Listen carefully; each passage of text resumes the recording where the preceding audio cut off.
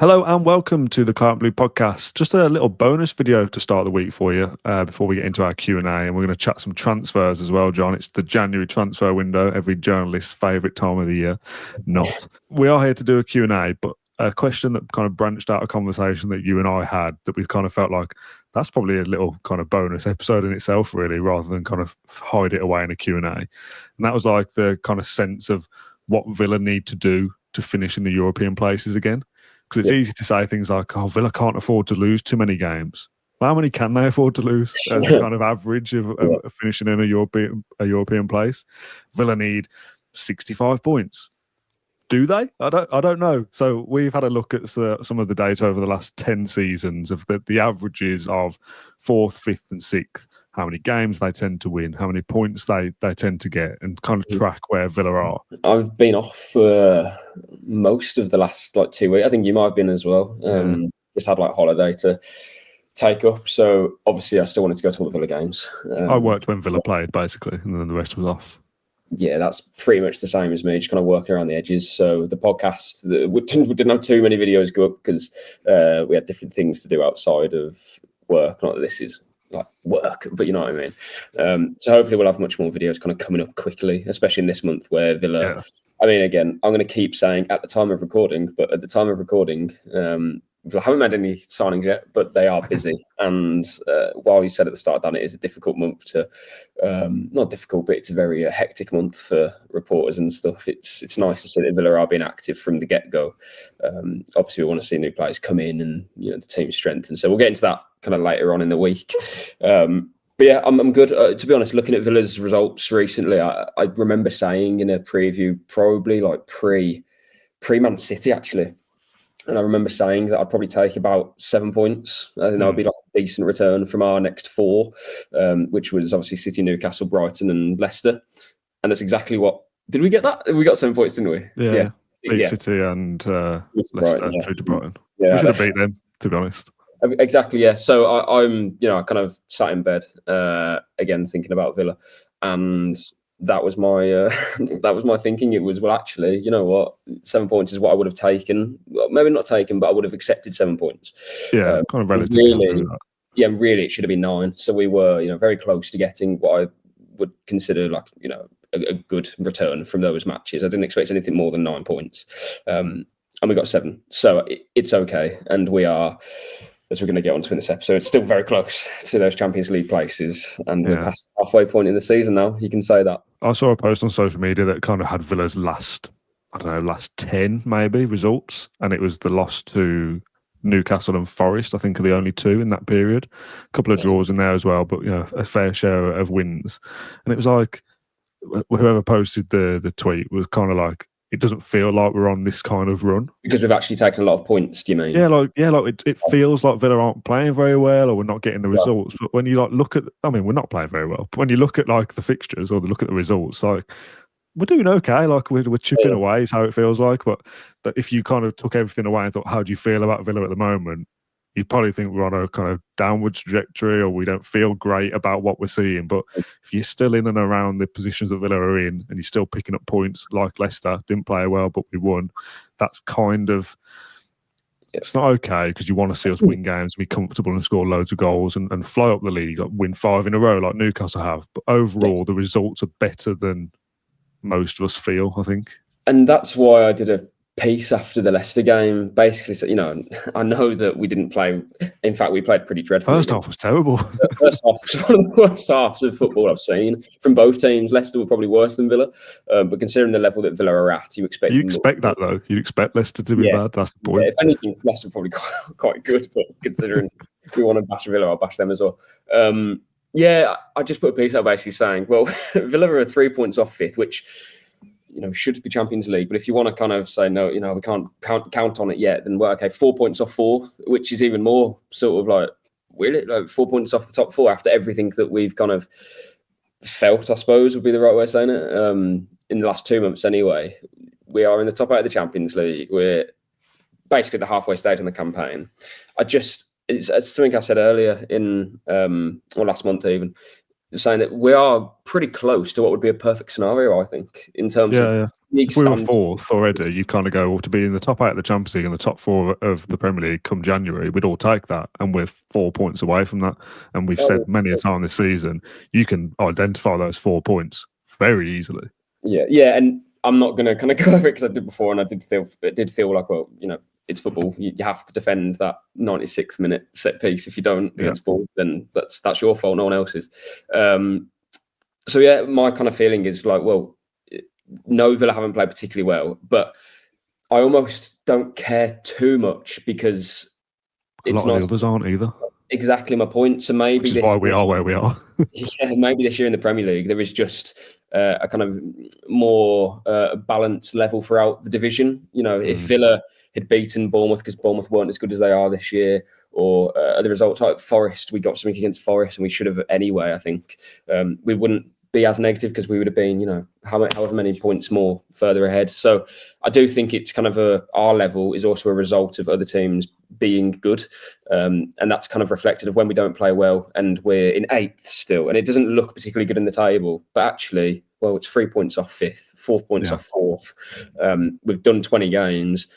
We're well ahead of Tottenham. We're well ahead of Man United. Well ahead of West Ham. Who were, tipped as a kind of the European contender, the outsider that everyone thought would do well. Palace as well. And I'm not going to kind of compare ourselves to those teams because they aren't doing well.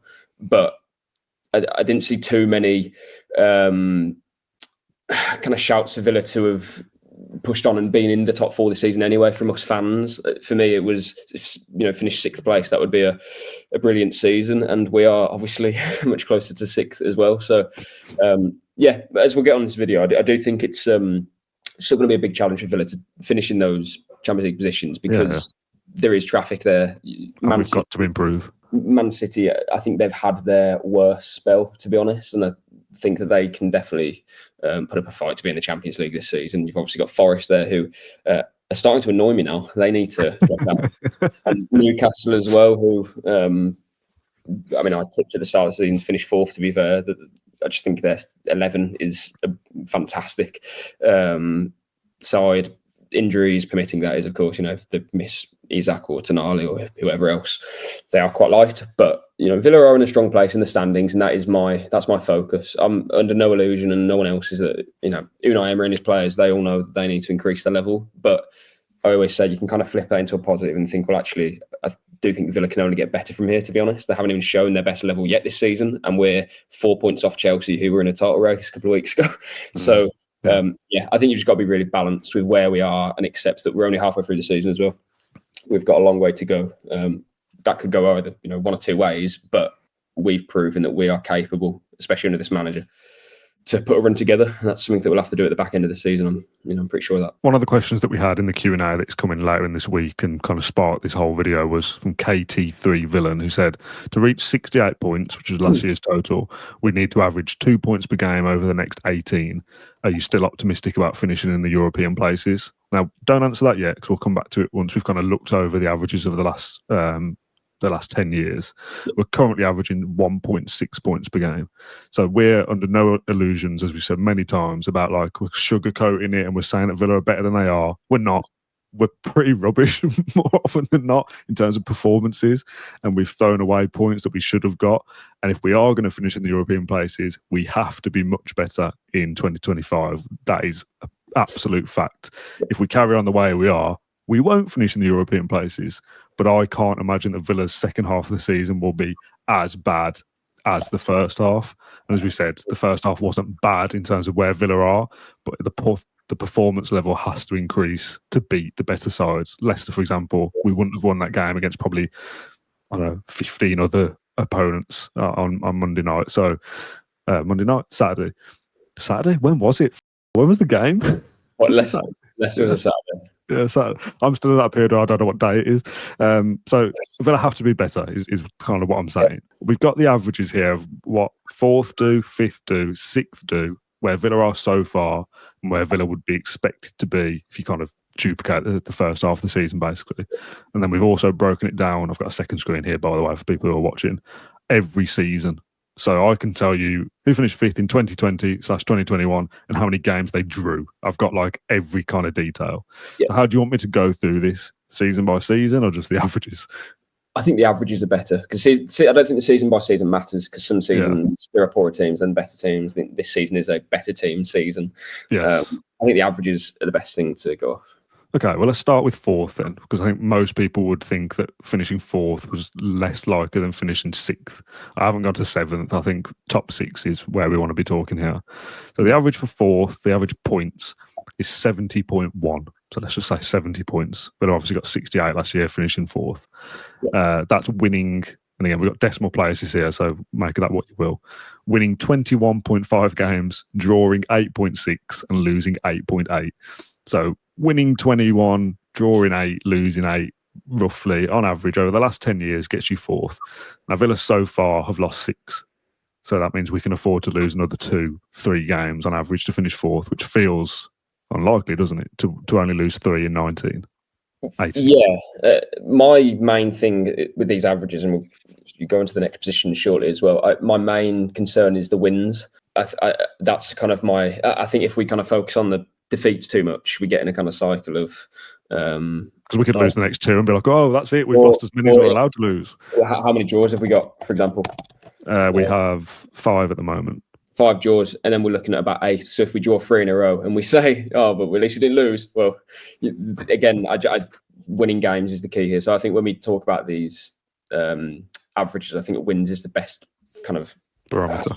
Of where we are, because if you win 20 games, it's very unlikely that won't be enough, if that makes sense. I don't think many sides will win the amount of games you need to win, but then fall short and lose all the others. Yeah, I think we'll kind of get those draws. At home we're 10 unbeaten at home now. Good record at home.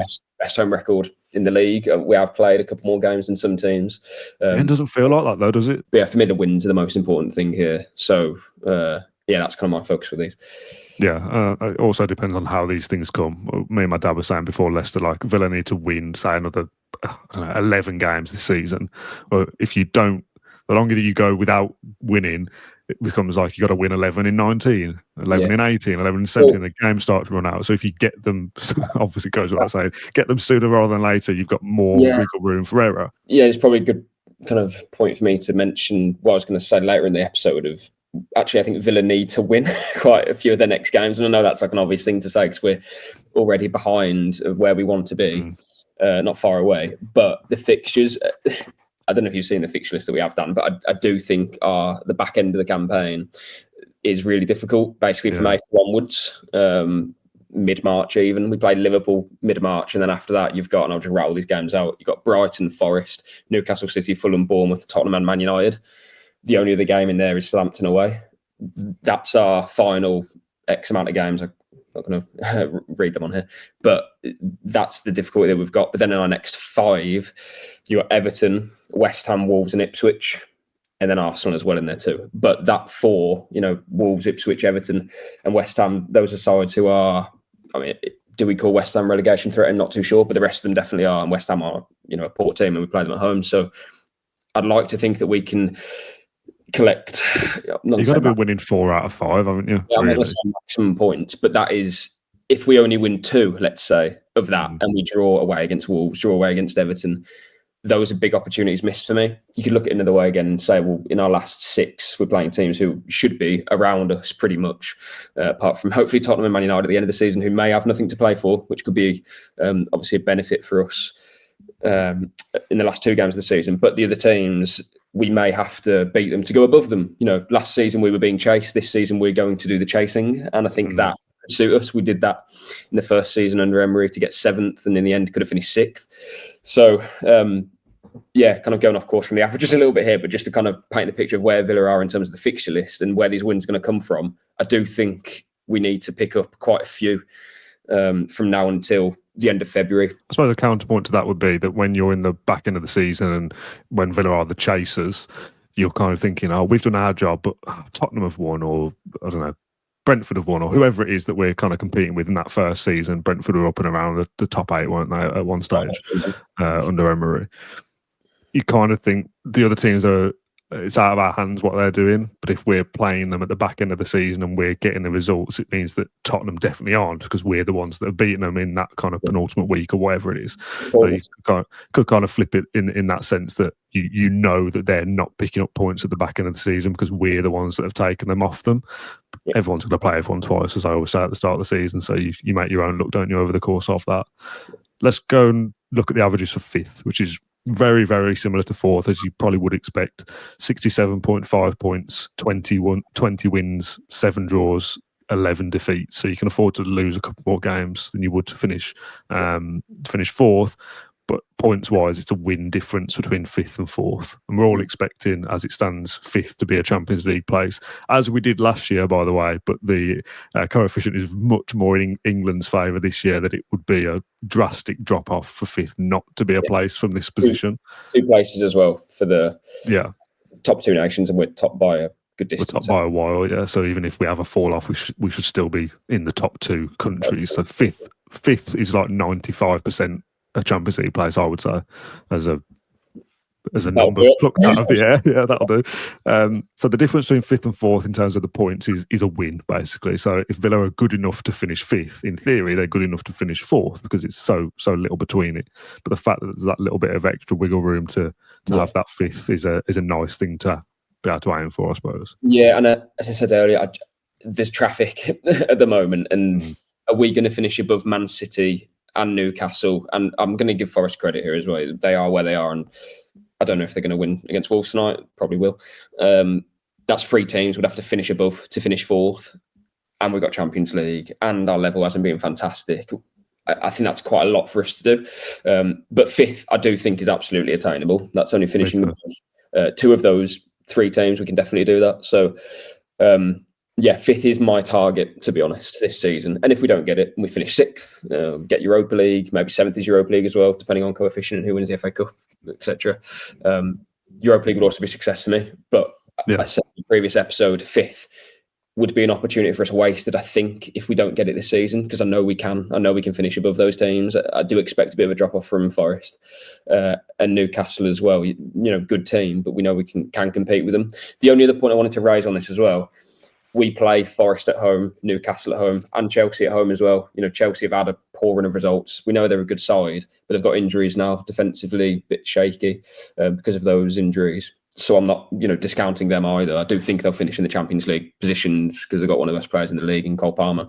But it's nice to have those home games. And I did do some research on that in terms of Villa's home form compared to away form.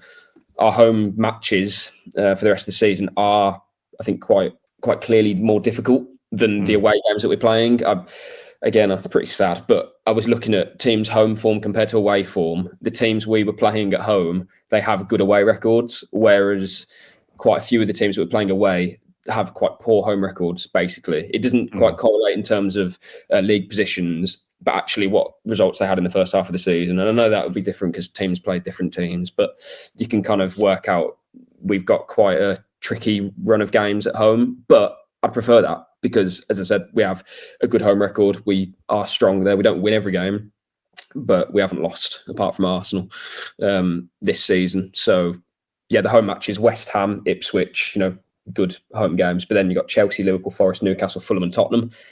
That's a tough run of games at home, but you'd much rather than be at home than away. Yeah, let's finish off then with the 6th place averages as well. Obviously a little bit less as you would expect, but still not a massive amount between, again, 5th and 6th. 63 points is the average over the last 10 seasons for a 6th place finish. That's winning 17.9 games, drawing 9.3 and losing 10.8. There was a little bit of a freak season that affected the averages for this one because the defeats for 5th and 6th were 10.9 and 10.8, which for the sake of a league position, you basically afforded to lose the same amount. There was a season in 2016-17, Man United finished 6th, losing just 5 games all season, which skewed the average massively. They drew 15, which is obviously why they didn't finish any higher. But on average, you can lose 11 or 12 games to finish in the top 6, so to only lose 5, it's nowhere near the rest of them. So that skews it a little bit.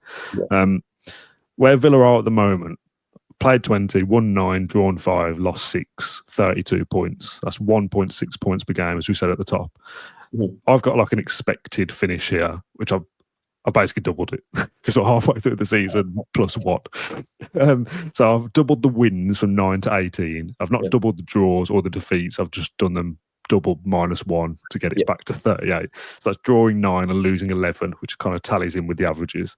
That would get us to 63 points if you just double what we've done so far, which would be a 6th place finish based off the last 10 seasons.